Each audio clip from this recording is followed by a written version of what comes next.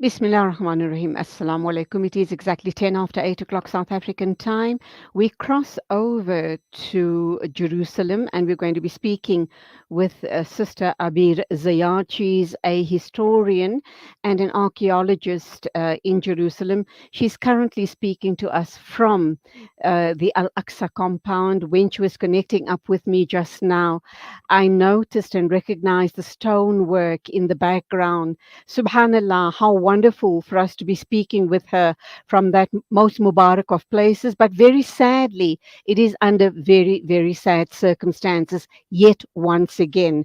Assalamu alaikum, welcome to the program, Sister Abir Zayad. We understand that once again, a latest unfair, a really horrific incident on females in the Al-Aqsa compound. This time around, the illegal occupiers were attacking Muslim females in the compound. Tell us, what was that all about? How did it start? And I hope and pray, inshallah, that nobody was very seriously injured in the attack. In fact, during the last 24 hours, they attacked not only one woman. They attacked many women, some of them in the old city, some in the mosque, some in Hebron. And the hardest attack, it was in Hebron against one of the women. And maybe we can send you the video for that arresting. The situation that each Jewish holiday, the Zionists use it as an excuse to attack us. And while we are speaking now, they are attacking in the street in the old city. And in the last few days, they was attacking at night the houses, cars, youth, abandoning a lot of us from entering to Aqsa Mosque. Most of the people who are under 70, they was not allowed for most of the prayers to be inside Al-Aqsa Mosque. Just the worker, the people who are living inside the mosque, they are allowed, and even some of our workers is not allowed, like what happened today morning, that the head of the Islamic Museum, Arafat in Al-Aqsa Mosque, he also was abandoning from entering, and also Hussam Sidr, which is one of the worker inside Al-Aqsa Mosque also, and he was shot before by them. Also, he was not allowed to enter to Al-Aqsa Mosque. So some of the workers also are abandoning from entering inside Al-Aqsa Mosque, and it's a way to keep the mosque only for Zionists and to be able to pray inside as they want. The calling today for Zionists is that they want the mosque completely to be no Muslim inside it completely, and to give them the freedom to pray as they want inside Al-Aqsa Mosque, as they are doing the same now in Al Ibrahimi Mosque, and this is what they want to do it here. And you notice maybe that even in the last few days also, they was putting a lot of music, a lot of sounds in the time of the prayers, especially at Al Buraq area and Al Qusur Al Umayyad, the Umayyad Palace. And even if you was in a very far way place in Jerusalem, you was able to hearing the voices that are going out from, and the song that are going out from that places, and you can imagine what the voice will be inside Al-Aqsa Mosque. During you are speaking also, they are around the gates of Al-Aqsa Mosque, they are praying, but the worst time it will be this night, that they will attack the whole old city, and we does not know exactly what will happen, but already the Israeli police had ordered us not to be in the street, and had already ordered us to close our stores, and also they will close a lot of roads that taking you to the old city. And in the last few days, we are facing a difficulty to arrive to the old city also because the Israeli blocks, but also today it will be the worst day, and especially at night, it will be the worst night tonight. And normally, the beginning of September is the worst time in the year for a Jerusalemite. And if you remember the massacre that it happened in 1990, it was in October, and most of in the beginning of October, and most of the time this will be the worst time fear for us. From the mid of September to the mid of October is the worst time for us in Jerusalem. And normally they make a huge change in the situation of Al-Aqsa Mosque. So we as a Muslim, our problem that we wait, and as a humanity, we are waiting to something happen. And after that, we start protesting, start refusing, and we forget that we know the dates, we know the plans, and we supposed to protest, to refuse the things before it's happened. We does not need to wait to kill someone, to destroy something in the mosque, to change the situation or the status quo of the mosque, and after that to start protesting. We know the plans, and we supposed to try to stop it before it happened, not to wait it to happen, and after that to start speaking about it. So, Abir, as I indicated just at the start of the interview, that you are in your office today at work in the Al Aqsa compound. Alhamdulillah, it's so beautiful to see that historical backdrop, the stonework behind you. Were you allowed entry into to go to your office? I know you live just across the road from the mosque. You are based in the old city. Were you not harassed at all? I was today allowed for entering to the mosque, but before 2 days it was not allowed for me, and they tried to arrested me at Chen Gate, and Alhamdulillah I was not arrested, but it was a difficult time. Today I was allowed to enter to the mosque, Alhamdulillah, without problem. But my colleague was not the same situation. As we said, some of my colleague is not allowed for them to enter inside the mosque, and even just when he was calling me in a moment before, I was standing with one of them that they was not allowing for him to enter, and we was trying to bring a lawyer and stuff to try to enter him inside the mosque.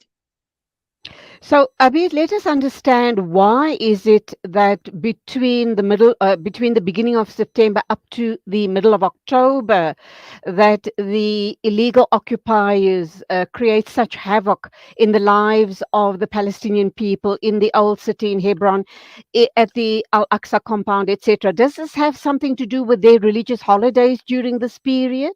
Yes, it's they have more than one holiday in these days, and especially this holiday is continue complete 1 week.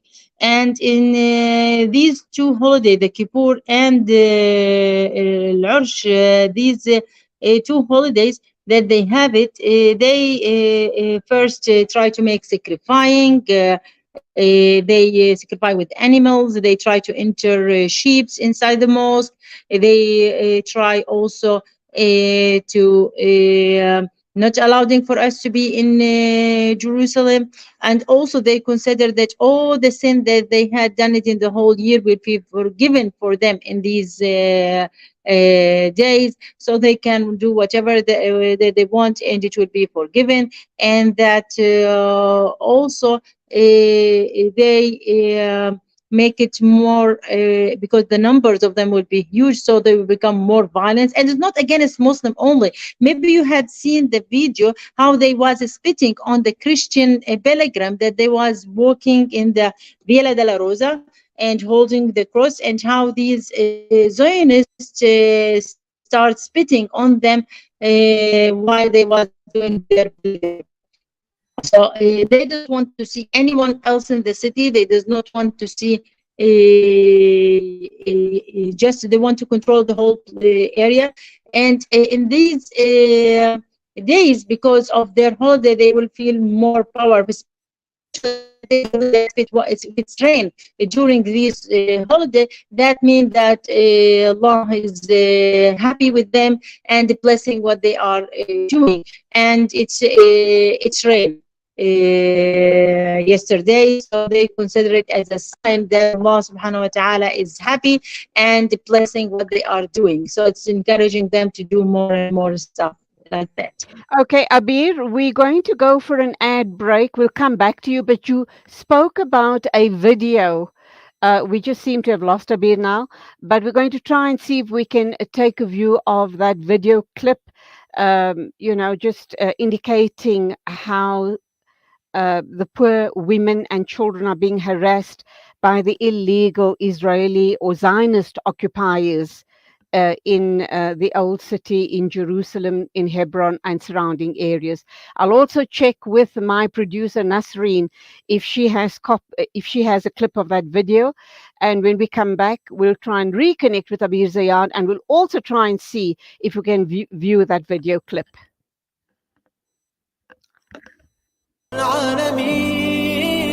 Listen to something fresh. Listen to Salam Media, your humanitarian broadcaster.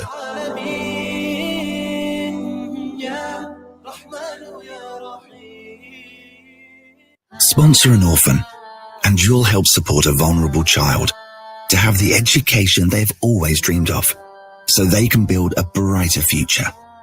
You'll be feeding a hungry stomach and a hungry mind with knowledge that will last them a lifetime. That's the power of an education. Sponsor an orphan now with Islamic Relief. Spread warmth this winter with Africa Muslims Agency's Winter Warmth campaign.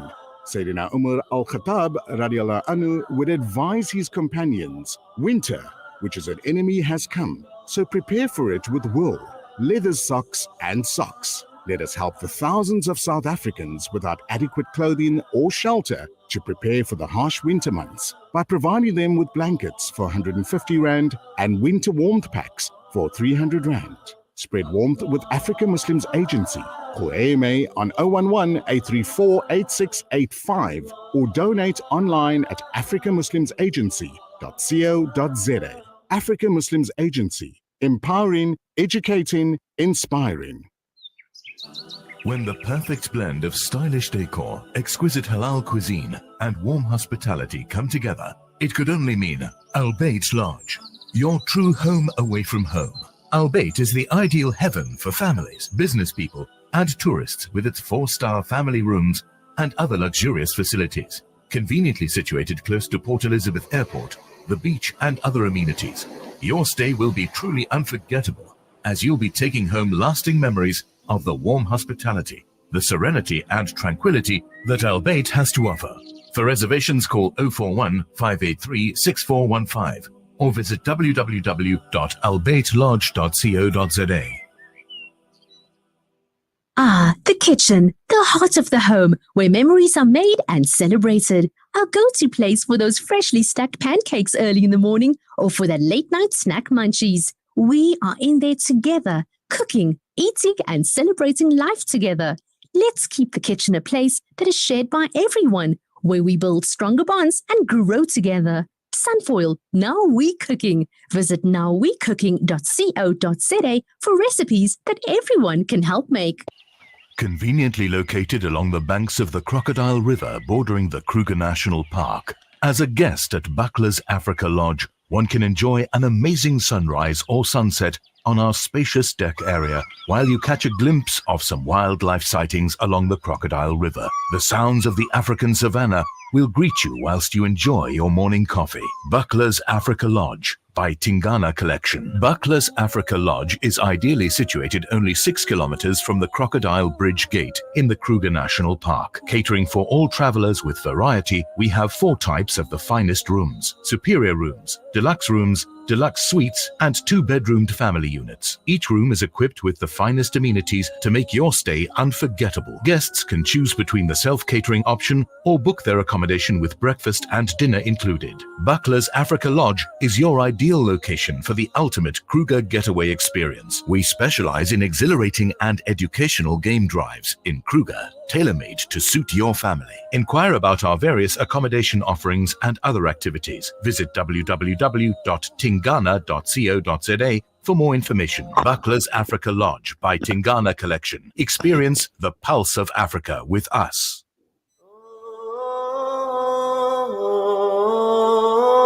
Salam Media, a global voice for humanity. Bismillah ar-Rahman ar-Rahim. Assalamu alaikum. Welcome back. It is exactly 25 after 8 o'clock South African time. We have crossed over to Jerusalem. We're in the old city with Sister Bir Zayad. She is a historian and an archaeologist. She works in the compound of Al-Aqsa. How fortunate is she not? Alhamdulillah.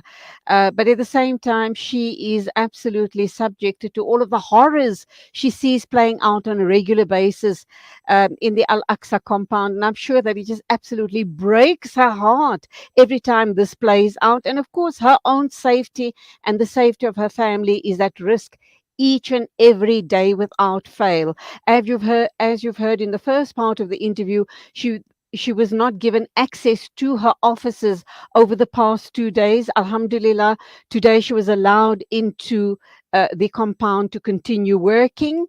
And unfortunately, we seem to have just lost her yet again.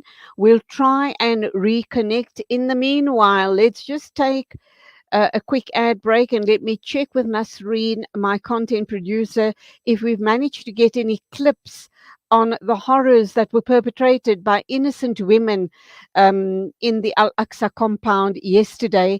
I have a couple of pictures here. I don't know if it's going to really help in holding it up to my camera and give you a sense of what, in fact, what it looks like there. We see in the foreground Muslimas because we can identify them. They're wearing the hijab, and it seems as if a Zionist or a Jewish person is engaging with them there. Obviously, we don't have the video clips, so we can't really understand what that engagement was all about. Was it a civil engagement, or were these poor women being harassed by this person? His facial expression, of course, does not indicate too much, but we can see from the picture that he is talking directly at these women. And these women are clearly Muslim women because they are wearing the hijab. Okay, so Alhamdulillah, Sister Abir Zayad is back with us. Assalamu alaikum. Welcome back, Abir. Wa alaikum Um, salam. have you managed to get us a clip or two, or I shall we send you leave it some to clips Nasreen? now. I hope that you had received it. I send you more than one clip. One, it's when these women was attacked at the entrance of or in the street close to Aqsa Mosque, and I send you also the clip of the women that had been attacked in Hebron, and I send you also the clip when these Zionists was spitting on the Christian pilgrim in the street while they was doing their pilgrim, and also I send you a video from the palaces of Bani Umayyah. Umayyad palaces, which is next to the mosque, how they was doing the songs underneath of the window of the mosque, which was not able the people to pray inside the mosque because of the voice. So I send you all these clips, and I hope that also I send you a video how they was attacking the cars in the street in Jerusalem and attacking the people in the streets. Okay, inshallah, my controller here has indicated in the affirmative. So we're going to try and line them up. Let's first continue talking with you. And once we're done talking with you, Abir, we'll play out those clips. I'm also wondering what's happening about school and the children. Are they still able to go to school during this period? Or is it on some sort of holiday shutdown there? It's not a holiday shutdown, but some of the school, especially who are in the old city, they are afraid on the children. So some day they close, some day they ask the children to go back in early time to their houses, so they will not be attacked in the street. So it's a hard time, but we used to even if it was hard to send our children to the schools, we know that our children could be attacked in the street, could be kidnapped, could be killed. But if we can't allow for them to make us living in terrified and not sending our children to schools. So most of the schools it's open, the children going to the school, but some of the school they go back earlier home, so they will be more a safe time for the children. Abir, I do know that our COO Ponti Israel Molitsani was on a week's a trip to Al Aqsa. I'm sure they did meet with you. I'm sure you spent a lot of time with them. Alhamdulillah. I haven't had Alhamdulillah. the opportunity to talk with him as yet, but I know there was a group of about 30 people. Can you tell us, from your perspective, um, were they safe whilst they were there, and Yeah, were they allowed to go about doing their sightseeing, doing their it's salahs, etc.? Can you give us a most sense of most it? most of you need to understand that Zionists are not interested in tourists, especially the police are not interested in the tourists, and they will allow for the tourists even when it was locked for the mosque for the Palestinian. It was allowed for Muslim tourists to enter inside and to pray. They are not interested in attacking them or not allowing for them to come, but they will allow for them in the time of the prayer. So it's completely different than what the situation that we are facing as a Palestinian and how they are acting with us and dealing with us. So it's a complete different situation. You can't compare it with them. What you need to understand that as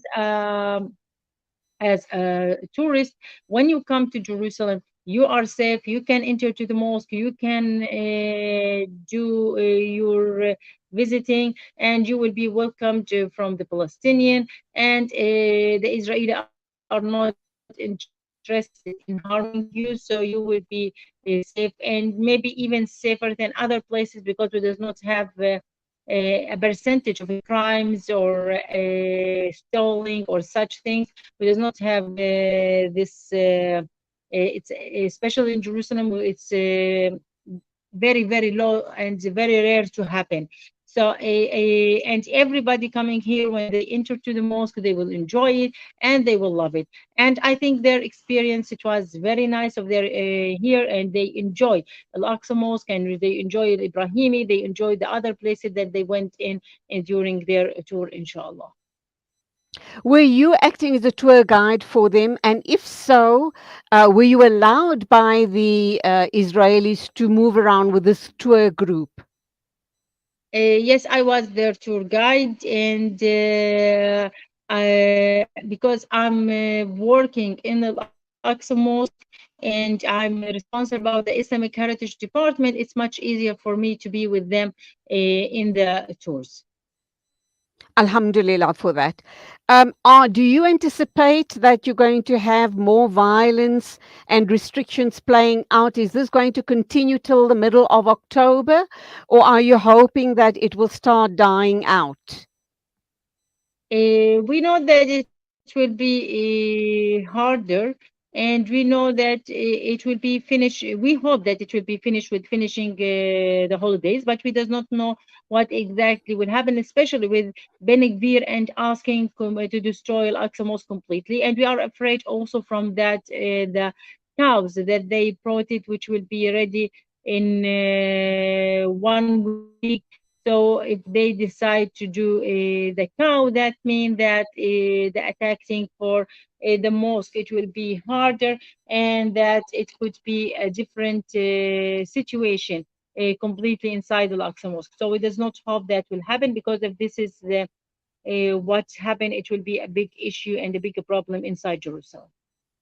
Okay, so we're going to have to leave it there. We're going to play out all the clips that you forwarded to us. But one final question then is it, as far as the Palestinian people, you just carry on and take each day as it comes? But what more can we do as the international community? What more can we do to help the Palestinian cause? I think now the most important thing is to show what is happening here and to protest and not to allow for this to continue. We can start protesting from this moment, so it will not be the attacking that it will happen this night. To hope that there will no one be attacked, the houses, the stores. What will happen? We does not know what will happen this night, and we does not want also the mosque to be divided or taken or destroyed. So now is the time to stand up and speak.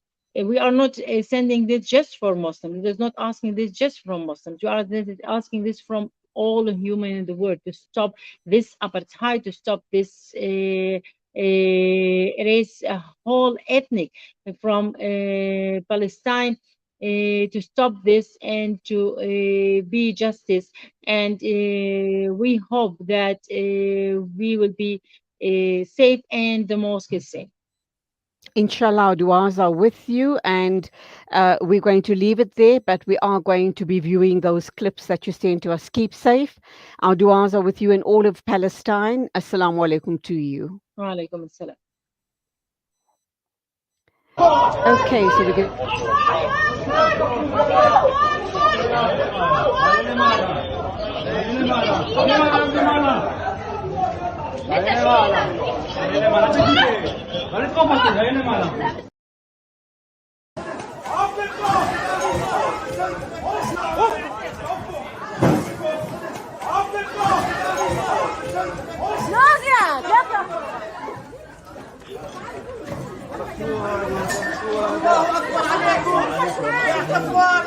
الله يلعنكم لعنة الله عليكم.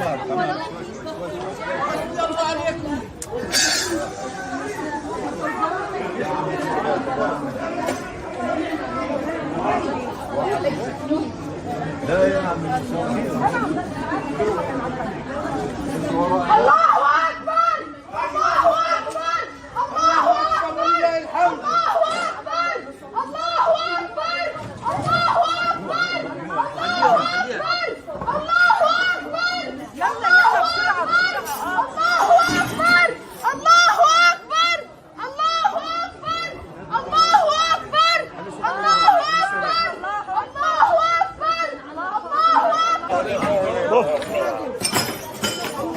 أكبر الله أكبر الله أكبر الله أكبر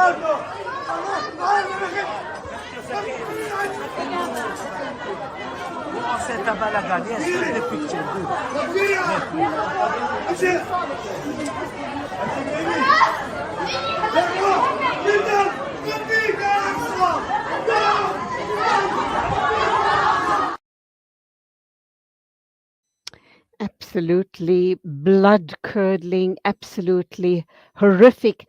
You can't believe that human beings do this to other human beings. Where's their humanity? Where's their empathy? Are they so conditioned? Are they so preconditioned to be absolutely inhumane or inhuman to other human beings who have done absolutely nothing to them? Have they been that conditioned to believe all of the lies and all of the propaganda that has been fed to them, for them to believe that they are God's chosen people? If they were God's chosen people, would they perpetrate these type of atrocities on innocent, defenseless women and children? Think about it. Okay, it is exactly 8:38 a.m. News and views on Salam Media. We're moving along, and oh goodness me, if that hasn't moved you, I don't know what will. We will keep the Palestinian stories alive for as long as we can here at Salam Media, because we are all about humanitarian journalism.